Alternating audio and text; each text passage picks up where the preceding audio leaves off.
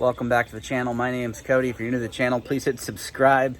Today I'm talking about the 3 types of things you need to think about in business when you're getting started.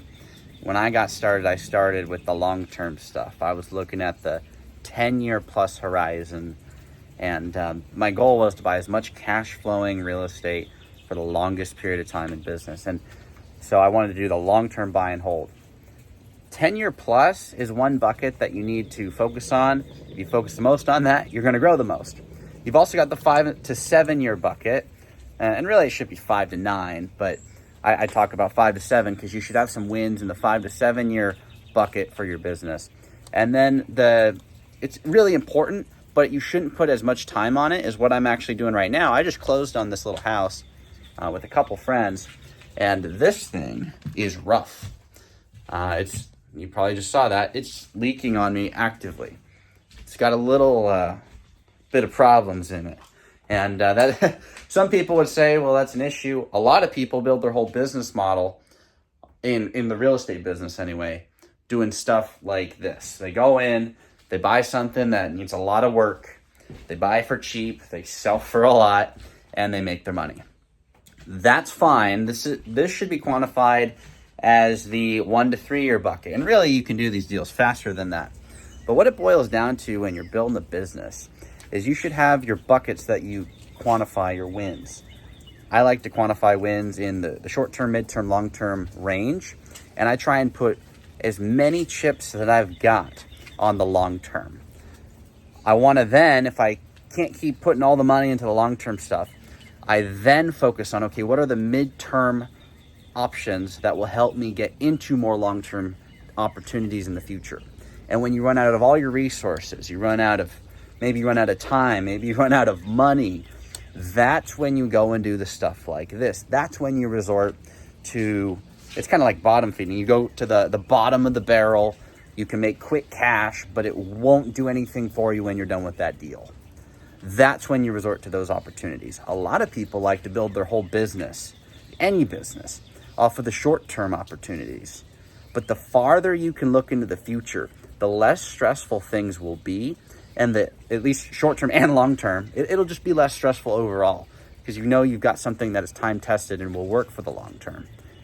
After that, you can do the mid-term deals when you can't get any more long-term deals. Maybe the long-term opportunities take more resources, so you go into the mid-term opportunities, the things that will benefit you the most in that 5 to 7 year timeline.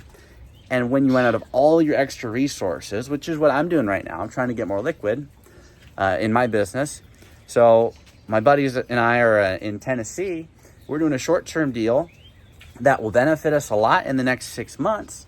But in 5 years, 7 years, 10 years, this is not going to mean anything to us. This is the means to go from a short-term opportunity into a mid-term deal for the next 5 to 7 years and eventually flip it into a forever type of hold, a legacy asset. Christian and I are doing the same thing. We're in Washington State, Hood Canal. We bought an RV park.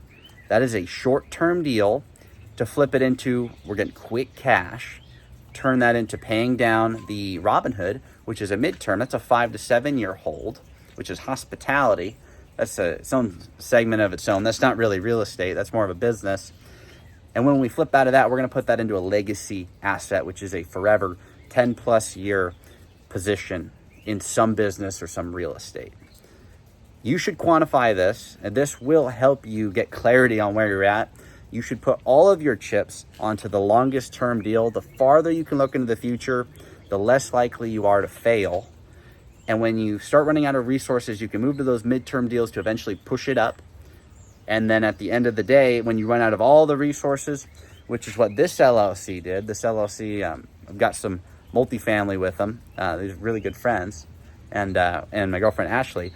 Now that we're out of cash, we go and do a short-term deal so we can put it into a midterm so we can eventually get that long-term legacy 10 plus year hold. Hope this provides clarity for you. This is how I run all my businesses. You start with the long term. When you run out of those resources, you move to the midterm, and then you resort to going and doing the short-term opportunities. Whether you're in real estate or not, you will be able to find these buckets in any given business. Put all of your time in the beginning on the long-term stuff. Once you have it, you can set it, you can forget it. But most people start here, and you shouldn't start with this. You can get cash from this, but it doesn't necessarily take cash to do the long-term deals on the front end. So figure out how to do those so that you have it for the long term. Then you can resort to doing these to figure out what's the next play for you. Hope you enjoyed the video. Please hit the subscribe button if you like this. Comment if you don't agree. That's okay. I'm gonna have a lot of people, if they watch this from Seattle, that would say, well, you're wrong. Flipping and doing all the dadu stuff short term is the way to go. But at the end of the day, what are you left with? And I'd like to leave it with that. At the end of the day, if everything works out, did you build the business you wanted to build? And if the answer is no, you're just flipping to get cash to buy real estate, or you're just flipping to get cash to buy that business, figure out how to buy the long-term business up front, and then do this to supplement your long-term goals. Please hit the like button, and I'll see everybody on Thursday for the next video.